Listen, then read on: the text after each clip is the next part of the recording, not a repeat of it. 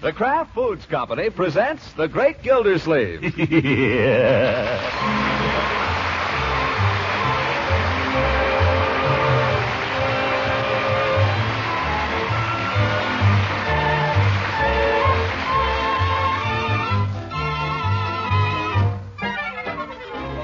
It's The Great Gildersleeve, starring Harold Perry, brought to you by the Kraft Foods Company, makers of Parquet margarine and a complete line of famous quality food products.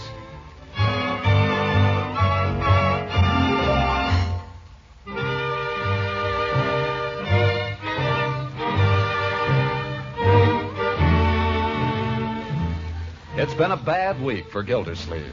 A bad week. It was one thing after another. First, they took the ceilings off meat. Then they started taking the ceilings off other things. Already overdrawn at the bank, Gildersleeve could see that the wolf would be at his door long before supply caught up with demand. So he has pulled himself together and rallied his little family for a last-ditch fight. Bertie, children, the time has come. I mean, the time has really come. We've got to cut down. We've got to cut expenses to the bone. Bertie? Yes, sir? Hereafter, Bertie, no more expensive cuts of meat. You mean no more meat? If necessary. There are other things, beans and so on. Yes, sir. You won't like them, though. You can put up a lunch for me when you make Leroy's. I'll eat it at my desk. Save a little that way. Coal. I'm starting the furnace late this year. Might save a ton or so. Though goodness knows we could use it right now. I'll say. If anybody's cold, wear a sweater. I haven't got a sweater. You had a sweater, Leroy. What did you do with it? I went through the elbows. Stuffed paper in them. We're buying no more sweaters. Oh, another thing. And this means you, Marjorie. No more movies. Movies are out. No movies, no furnace. What'll we do in the evening? We'll go to bed early and keep warm. Some fun. Young man, this is serious. Your uncle had to go to the bank last week on bended knee and apply for a loan. Gosh. Your uncle is a debtor, Leroy. Do you know what that means? Means you're in debt. That's right. I hadn't meant to bring this up, Bertie. You needn't mention it around the neighborhood. No, sir, not me. I don't mention nothing. It's temporary, of course, but nevertheless. Folks ask me anything, I tell them nothing. Let them mind their own business. That's what I say. What they want to come around here asking me questions for, I ain't information. That's the stuff, Bertie. How's Mr. Gildersleeve doing? That's his business. So go on, run along. Don't come sticking your nose in here. I don't know nothing. I'm deaf, dumb, and blind, I am. That's what I tell them. Well, thanks, Bertie. I don't tell them nothing. I'm sure you don't. Nothing. I know I can depend on you. I only wish... I don't tell them nothing. I only wish I could depend on everybody the way I do on you. Mr. Gildersleeve, I know how it is. It's been nip and tuck between me and the finance company ever since I can remember. I tell you what I'll do. I'll say you ain't home if you say I ain't home. Well, it's not quite as bad with me as all that, Bertie. Just a small sum to tide me over. I got a little overdrawn there somehow. But these are strenuous times.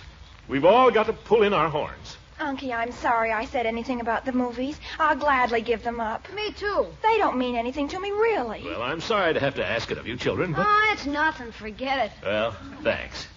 After all, I've given up a few things, too, you know. I know you have. Haven't had a cigar now in a week. And it's driving me crazy. Unky, there's one in your humidor. I know because I saw it when I was looking for my rubbers. Why don't you smoke it now? No, my dear, I'm saving that one for Christmas. Poor Unky. I know what I'm going to do. I'm going to make some money. How? Nah, people wouldn't buy lemonade in the winter. Come here, my boy. What? This is life, Leroy. Too bad you have to learn about it so young. That's what happens. You try to live right, you save your pennies, and something like this has to come along. That's life.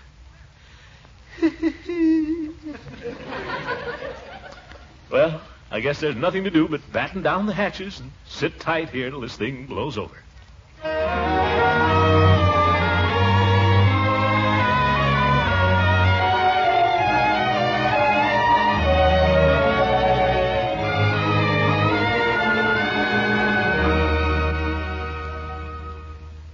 must say, Bertie, that wasn't a very big lunch you put up for me today. That's as much as I give Leroy, and you know Leroy. Yeah, but I guess you don't know me.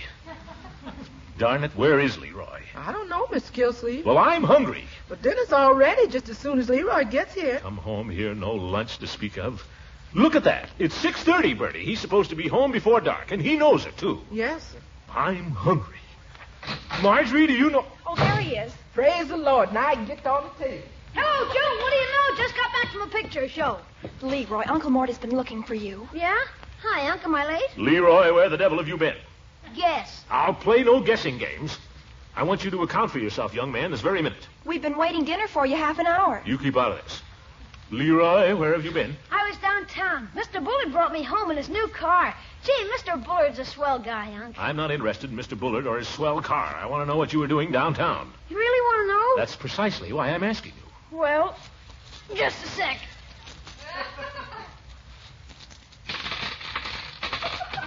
There, 45 cents. How did you get that? Selling papers. Selling papers? On the corner of State and Main. I'm sorry I was late, Unc, but I had 5 left and I couldn't sell them. And then Mr. Bullard came along and I sold him the whole 5. Gee, he's a swell guy. He drove me home, too. Gosh, if I can sell him 5 papers... Leroy, how much did Mr. Bullard pay you for those 5 papers? 3 cents apiece. That's 15 cents. You take these 15 cents and you run across the street and return them just as fast as your little crooked legs will carry you. But, Unc, he bought them. I don't care. I'll not have you taking charity from the neighbors. It wasn't charity, Unc. This was business. Oh, stop it. How could you do a thing like that, Leroy? How could you humiliate me that way? Standing on the street corner. My own nephew in that terrible-looking sweater. Begging, practically. What will people say? What will they think? Gosh, I'm sorry, Unc. How does that look for me? Answer me that. Well, I didn't think. You never think. Leroy, come back here. That's the last time I ever tried to be a help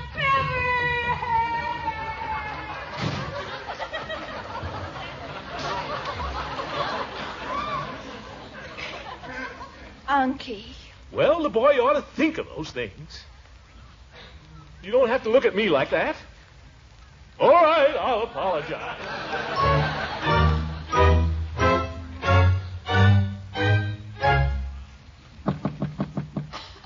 Leroy. Oh, Leroy. It's your old Uncle Leroy. Leroy, what are you... Leroy, what are you doing in there? I'm washing my hands. Mr. Gildersleeve, it's on the table and darn near ruined. Leroy, it's on the table and darn near ruined. Open the door, my boy. I want to have a talk with you. Leroy.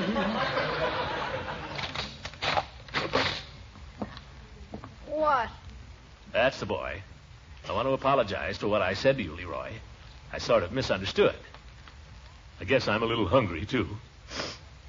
That's okay. I'm afraid I seem very ungrateful, but I'm not, believe me. I think you were making a very generous effort, and I'm proud of you, my boy. That's okay. It was splendid of you.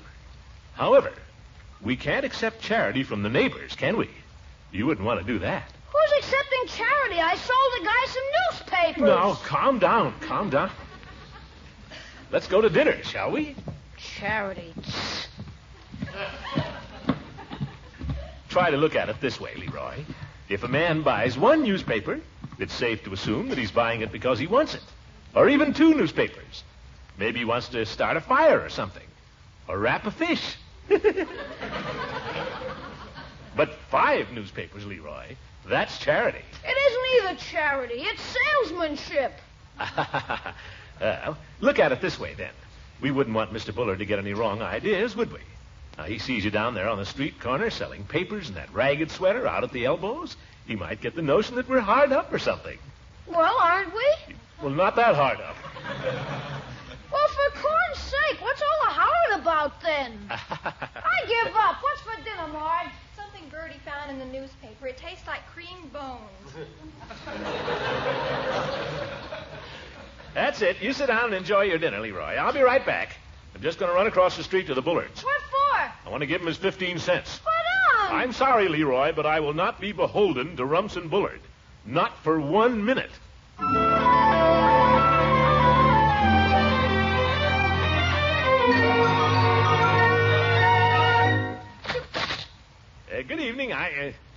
Oh, hello, Craig. Is your father in? Where's Leroy? Leroy? Well, he's at home having his supper. I want Leroy to come over. Well, he can't right now, Craig. He's having his supper. Why can't he come over? I just told you he's having his supper. Tell your father I'm here, Craig. I'd like a word with him, if I may. Craig, tell your father I'm here. What do you want? I'll take that up with your father, if you don't mind. Is it about money?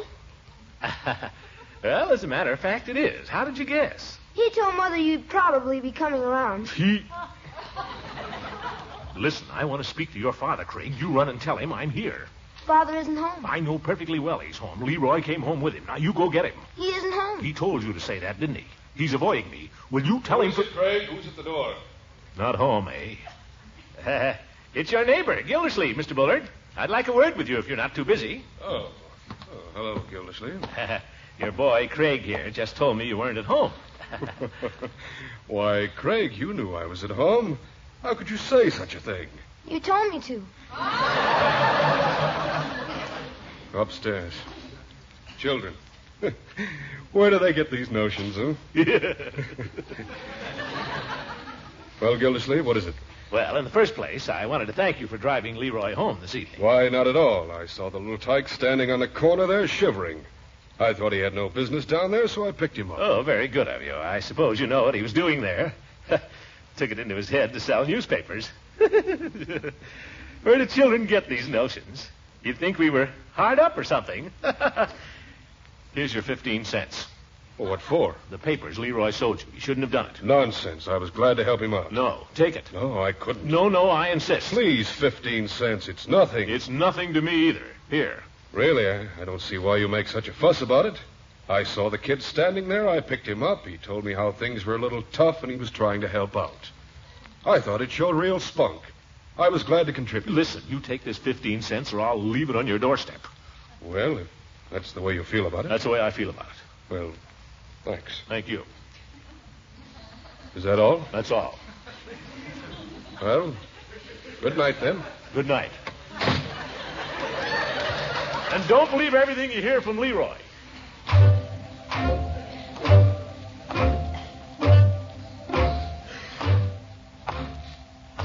Confound it. The way he acts, you'd think I'd gone over there to make a touch. I'll not be humiliated this way. Gotta have more money, that's all. Gotta have more money. Money.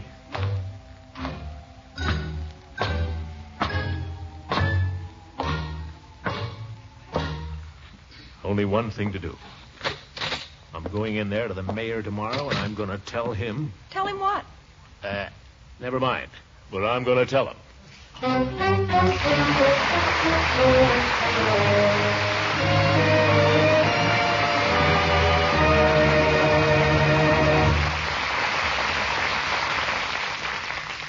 And we'll find out what he's going to tell him in just a minute. I wonder how many of us men really appreciate the problem our wives have in doing the family marketing these days. Well, I didn't, Mr. Lang, until I went shopping with my wife last weekend. With all these shortages, she's had to get her shopping down to a regular science. She even jots things down on her grocery list in the order of their importance. And by the way, I noticed she had parquet margarine right on top. Says she always looks first for parquet. And she got it, too. Good for her. That's what we said. Because our whole family goes for that swell parquet flavor on rolls, waffles, or just plain slices of bread. Yes, millions prefer parquet margarine's fresh, country sweet flavor. And you'll find it the same fine quality today as always. Kraft is making all the parquet possible with available supplies. And your dealer is continuing to get his fair share so he can supply you from time to time. So take a tip from wise shoppers and always look first for delicious, nourishing parquet. Parkay, parquet margarine. The quality spread for bread made by Kraft.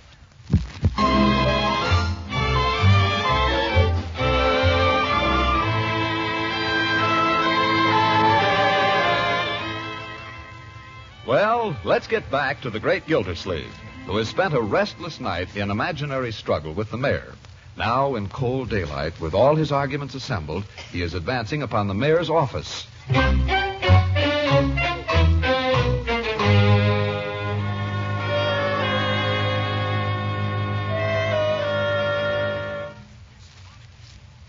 Hi, Judge. Hi, Gildy. You know where I'm going? No, where? I'm going in there to the mayor and tell him I want more money. All right, go ahead and tell him. Well, I will. Do you think I'll get it? You might. And on the other hand, you might not. How can you refuse? Where can you get a man to run the water department on the salary I'm getting? I wouldn't advise you to bring that up. Is that so?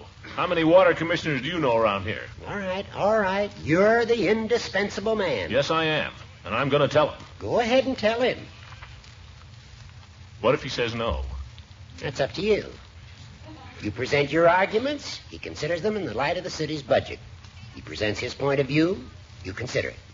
You present further arguments, then he presents his further arguments. Oh, you make me sick. Arguments, further arguments. I'm not going to argue with the mayor. I'm going to tell him. All right, go ahead and tell him. All right, I will.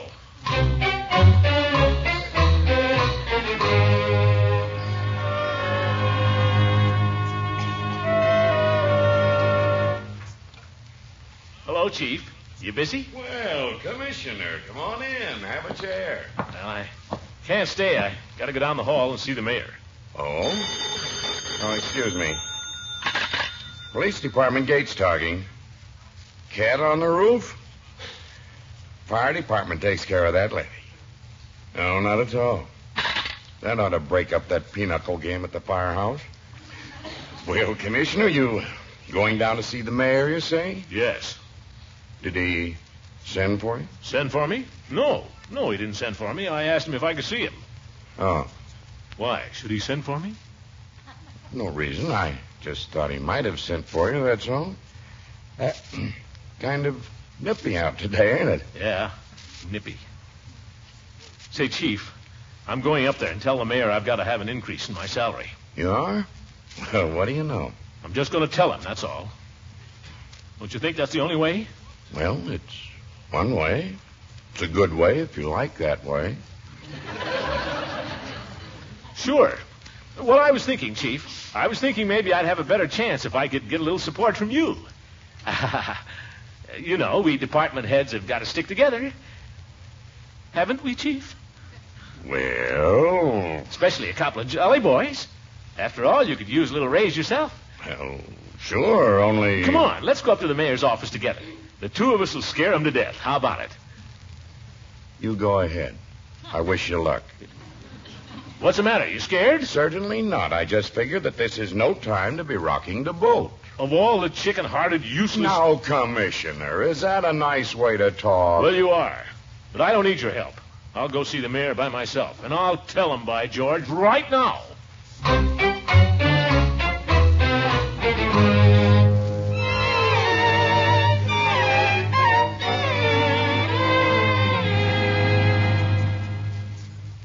I'm telling you, Peavy, a man can stand just so much. That's right. There comes a time in a man's life when he's either a man or a mouse. And when that time comes, he's got to face it. Has to face what, Mr. Gildersleeve? Has to make a decision, that's what. Well, I've made it. What did you decide? What do you think? I'm no mouse, Peavy, I'll tell you that. Yes, sir, the die is cast. Or it soon will be.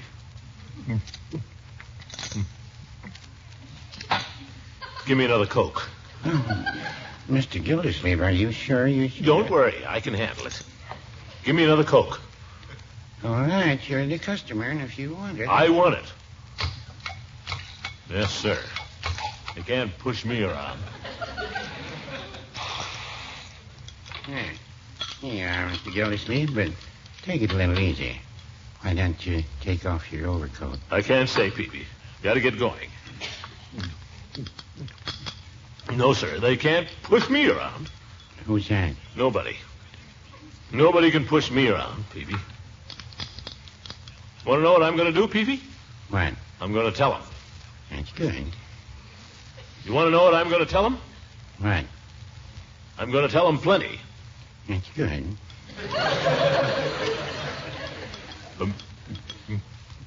You want to know what I'm going to tell him plenty about? What? I'm going to... Oh, excuse me, Mr. Gildersleeve. Yes, sir. Oh, tell Peavy him. Pharmacy. Just a minute, Mrs. Everbaugh. I'll see.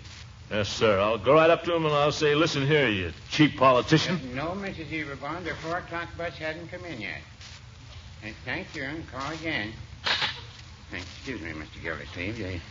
You were about to tell me something. What? Oh. Peavy, I'm going to tell the mayor something. The mayor? Yes, sir, the mayor. My boss, Peavy. I'm going right in there and lay it on the line. And if he doesn't like it, he knows what he can do. You going right over there now, Mr. Gildersleeve? Right this minute. No time like the present. Strike while the iron is hot. Stitch in time saves 9. Right. Well, wish me luck, Peavy. I do, Mr. Gildersleeve. I do. That'll be 40 cents for the coats. Oh, yes. 40 cents. Here's a half, Peavy. Have a Coke yourself. Oh, Mr. Gildersleeve, not during business hours. Then have a cigar, Peavy. Have a cigar. Wonder where he thinks he is.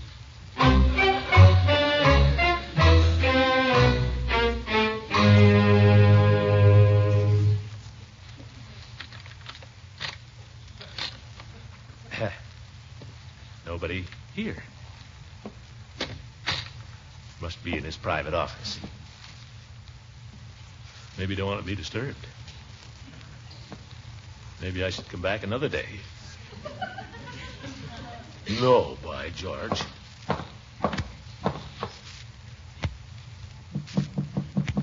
Who's that? It's me, Gildersleeve. Oh. Well, come in. Sorry to disturb you, Your Honor. That's all right. I was just dictating to Miss Bindwall here. Oh, yes.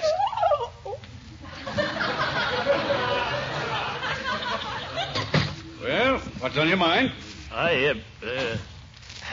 It's confidential. That's all right. I don't have any secrets from Miss Bindwall. Do I, Miss Bindwall? No.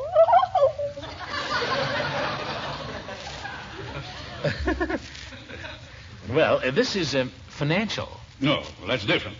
Why don't you go and transcribe these letters while I talk to Mr. Gildersleeve, and then we can resume. Yes, sir.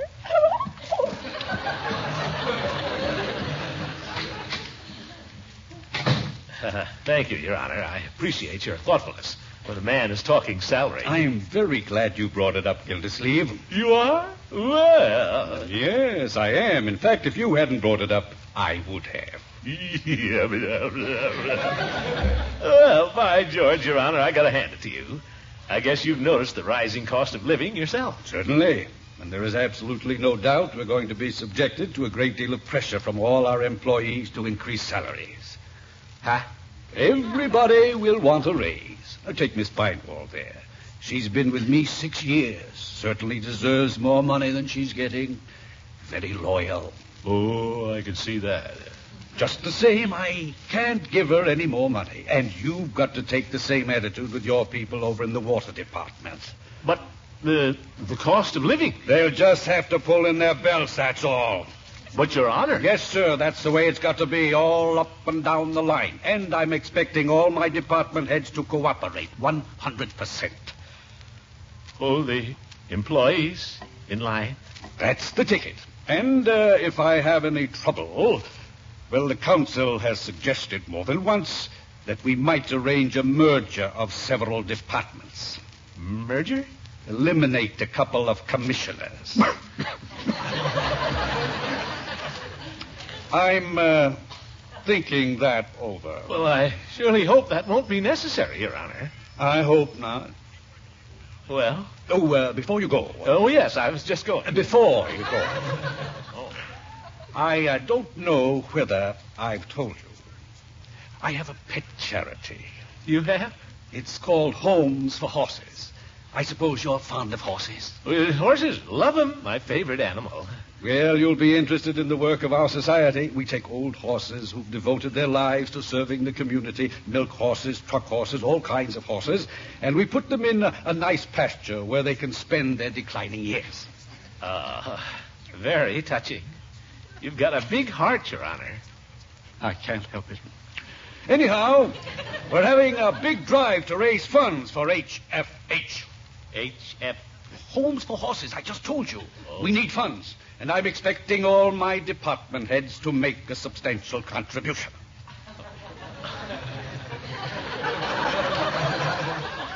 That's a wonderful opportunity to a worthy cause.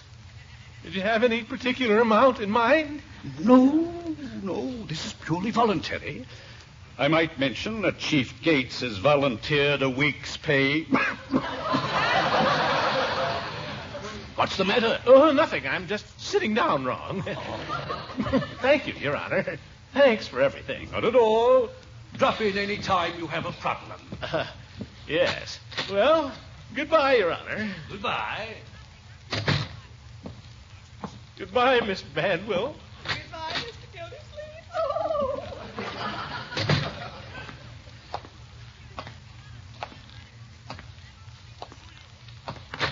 Oh. Look out where you're... Oh, no, it's you, Judge. I was just going home, Gildy. Well, did you tell the mayor? Why don't you mind your own business?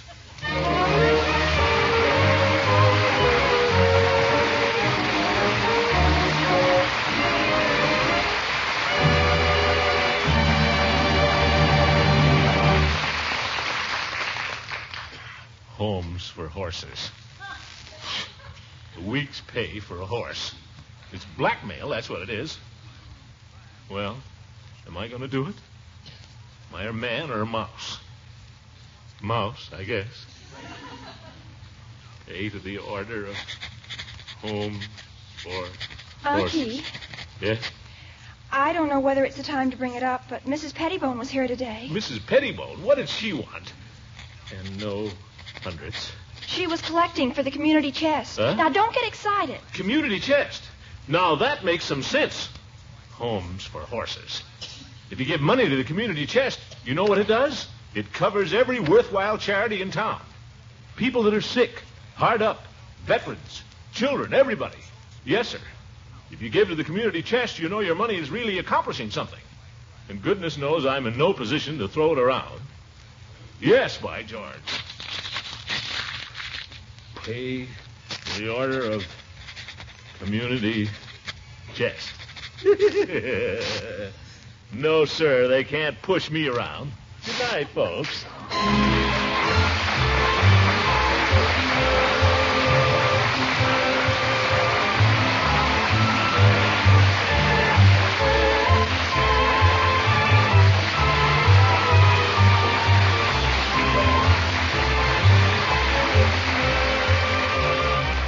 The Great Gildersleeve is played by Harold Perry. It is written by John Wheaton and Sam Moore. The music is by Jack Meakin. Included in the cast are Walter Tetley as Leroy, Louise Erickson as Marjorie, and Lillian Randolph as Bertie. Judge Hooker is Earl Ross, and Dick LeGrand plays Mr. Peavy. This is John Lang saying goodnight for the Kraft Foods Company and inviting you to listen in again next Wednesday for the further adventures of the Great Gildersleeve.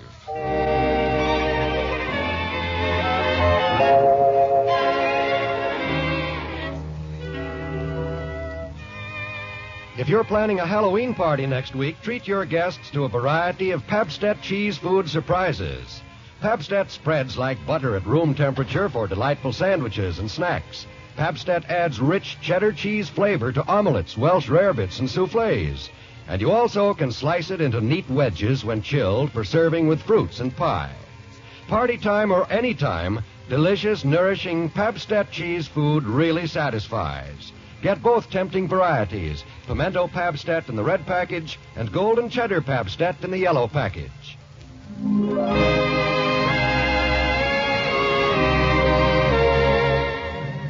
This is NBC, the National Broadcasting Company.